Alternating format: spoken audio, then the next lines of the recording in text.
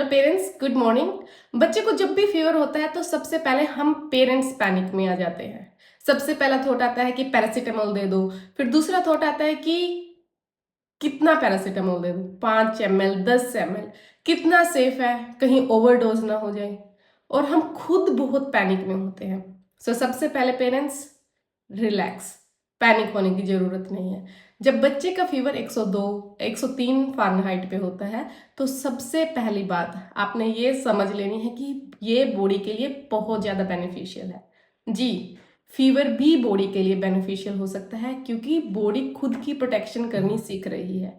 जब फीवर ज़्यादा होता है तो इसका मतलब ये है कि जो भी इन्वेडर्स का मतलब जो भी घुसपैठी जर्म्स, बैक्टीरियाज, वायरस इन्फेक्शन कुछ भी बॉडी के अंदर है, उनकी रेप्लिकेशन स्लो हो जाती है। बॉडी डिफेंसिव मोड में है, बॉडी एक्शन कर रही है इन इन्वेडर्स के अगेंस्ट। तो बॉडी को पता है कि इनकी मेमोरीज ब्रेन में कैसे फीड करके रखनी है और कैसे खुद की प्रोटेक्शन कर रही है। आपका छोटा सा बच्चा, आपकी नन्ही जान बहुत कुछ सीख रही है। So relax. अब शांति से डिसीजन लीजिए कि कौन सा पैरासीटामोल देना है और कब देना है। आपने पैरासीटामोल सर्च किए, आपके स्टॉक में आपको 2 मिले, राइट। एक पे लिखा हुआ है 120 mg पर 5 ml और दूसरे पे लिखा हुआ है 250 mg पर 5 ml। अब आप कैसे डिसाइड करेंगे कि कितने mg देना है, क्योंकि दोनों बोतल सेम है, सेम ब्रांड की भी हो सकती हैं, बट जो कॉन्सेंट्रेशन है, जो एक्टिव इंग्रेडिएंट है, जो थेरेप्यूटिक एजेंट है जिससे पूरा काम होना है, पैरासीटामोल आईपी जो इसके अंदर है, उसकी कॉन्सेंट्रेशन बिल्कुल अलग है। एक में 120 है, दूसरे में 250 है या 240 है, ऑलमोस्ट डबल अमाउंट है। तो सबसे पहले आप क्या कर सकते हैं, आप व्हाट्सएप पे एक नंबर सेव कीजिए, ऑगस्ट एआई का।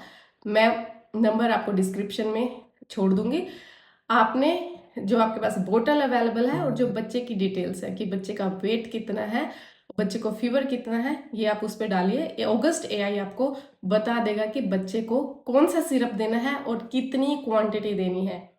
ठीक है, 5 ml देना है कि 10 ml देना है। बट बाई चांस आपके पास इंटरनेट नहीं है या फिर आपके पास सोर्सेज नहीं है, आपके पास फ़ोन नहीं है, कुछ भी रीज़न हो सकता है।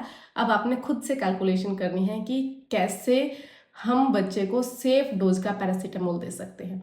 सो इमेजिन हमारे पास 2 बोतल थी, 120 mg पर 5 ml, दूसरी 240 mg पर ml और दोनों का स्पून सेम है 5 ml का, राइट। तो हमने सबसे पहले ये देखना है कि पर 5 ml, हर एक बोतल पे लिखा होता है कि पर 5 ml में कितना पैरासीटामोल अवेलेबल है, ये वाली लाइन ढूंढनी है। सबसे पहले हमने लेबल पढ़ने की आदत डालनी है, अपने लिए नहीं, अपने बच्चे के लिए, क्योंकि अगर पैरासीटामोल की डोज डबल हुई और आप रिपीटेडली हर 8 घंटे में बच्चे को पैरासीटामोल दे रहे हैं तो बच्चे के लीवर पे बहुत ज़्यादा फर्क पड़ सकता है, ओवरलोड बढ़ सकता है। और अगर एक्सट्रीम ओवरडोज का केसेस होते हैं तो लीवर के लिए बहुत ज़्यादा टॉक्सिसिटी बढ़ सकती है और लीवर इंजरी के केसेस हो सकते हैं। तो राइट डोज, एक इन्फॉर्म्ड डिसीजन पेरेंट्स को बनाना है। तो सबसे पहले लेबल पे हमने एक लाइन ढूंढनी है जिस पे लिखा है each 5 ml contains particular amount of paracetamol IP, और ये लाइन आपको बताएगा कि एक स्पून में कितना पैरासीटामोल जा रहा है। अब हमने कैसे समझना है, पर mg पर ml का मतलब है mg की वो particular IP, like active ingredient. For example paracetamol की बात कर रहे हैं, 1 ml में कितना है, उस फार्मास्यूटिकल एजेंट की ताकत है mg और आपने क्वांटिटी कितनी देनी है वो है ml, right. I can tell you because I don't know what is the weight of your baby. So आपने वेट के हिसाब से कैलकुलेट करना है, क्योंकि क्या होता है कि कई बार 1 साल का जो बच्चा है उसका भी 13 किलो वेट होता है और 2 साल के बच्चे का भी 13 किलो वेट होता है और 2 साल के बच्चे का इवन लेस भी हो सकता है। सो एज जो है वो राइट और अप्रोप्रिएट मेजर नहीं है बच्चे को मेडिसिन देने का। वेट जो है अप्रोप्रिएट मेजर है बच्चे की डोज कैलकुलेट करने का। तो सबसे बड़ी जो हेल्पफुल लाइन है वो यही है कि आपने mg पर ml कैलकुलेट करना है।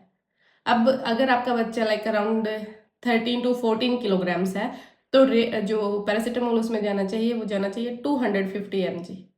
तो आपने, अगर आपके पास सिरप है 250 mg का, तो 5 ml में आपका काम चल गया, राइट। अगर वेट अकॉर्डिंगली नहीं है, so please calculate it as mg पर ml ओनली, ओके।